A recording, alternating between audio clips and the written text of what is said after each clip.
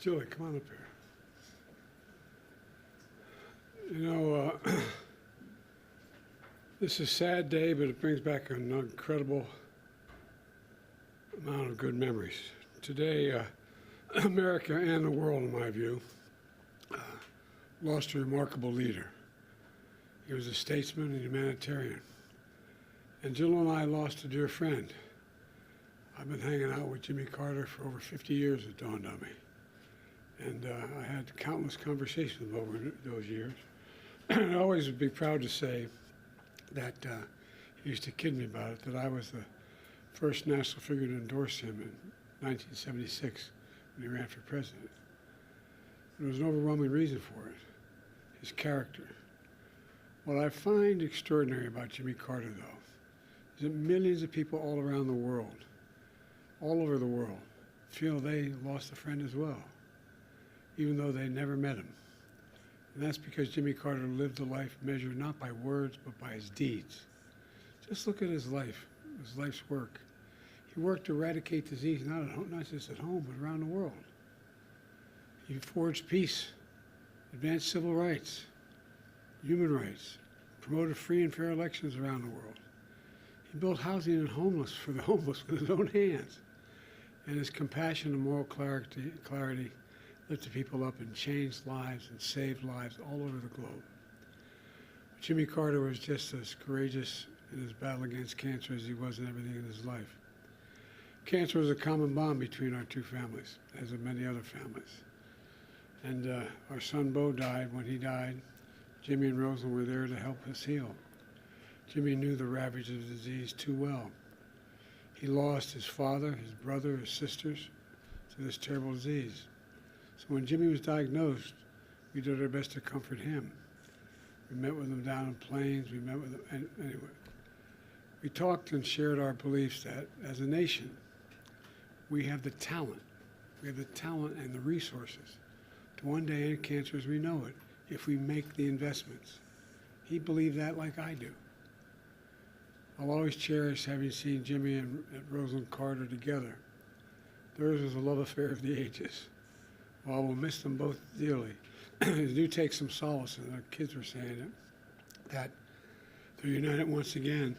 We're going to remain forever in our hearts, but they're together again. The entire Carter family, on behalf of the world, the whole nation, we send our whole heartfelt sympathies and gratitude. Our gratitude for sharing President Carter with us for so many years. You know, Jimmy Carter stands as a model of what it means to live a life of meaning and purpose, a life of principle, faith, and humility. His life dedicated to others. You know, he was like my dad. He thought that, he said, Joey, a job's about a lot more than a paycheck. It's about dignity, your dignity. About being able to look your kid in the eye and say, honey, everything's going to be okay. He believed, as I do, and many as you do, that that's absolutely possible. It's within our grasp to do that. It's not that hard. In his life, he served the nation in the Navy. He led the state of Georgia.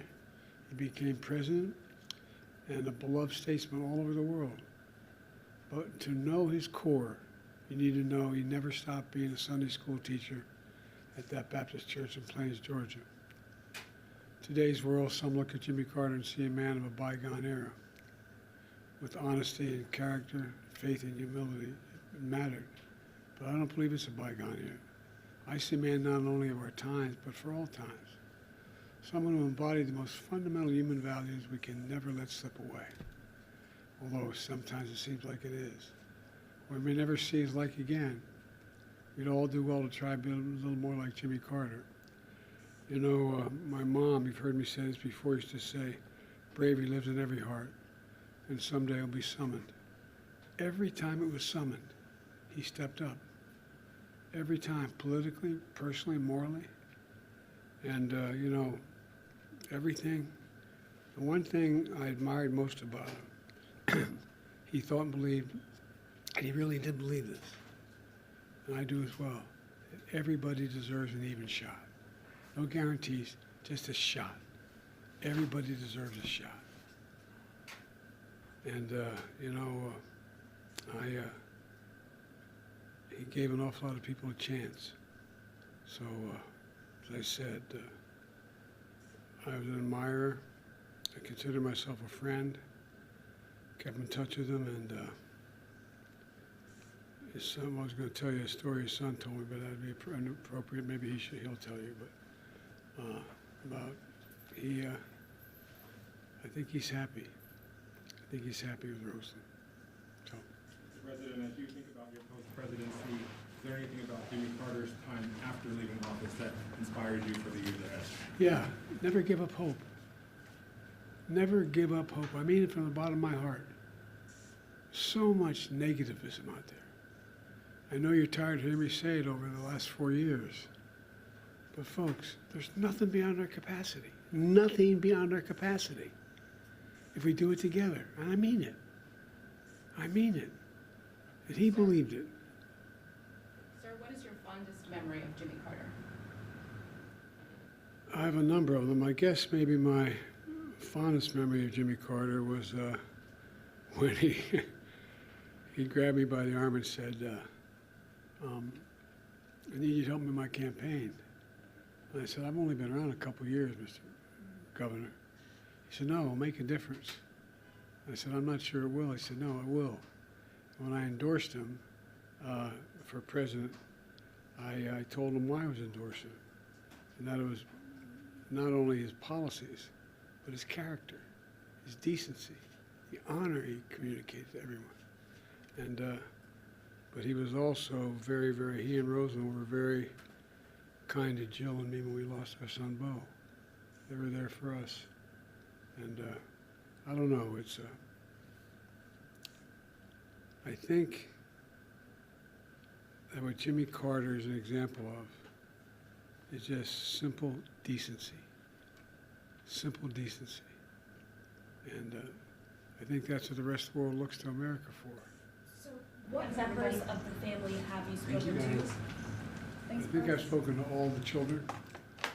Maybe some I just got off the phone with. I think there were, I don't know how many on the phone, but I think, and I've spoken to some of the friends of the family. They're helping with the services, and my team is working with his family and others to see to it that he is remembered appropriately here in the United States and around the world.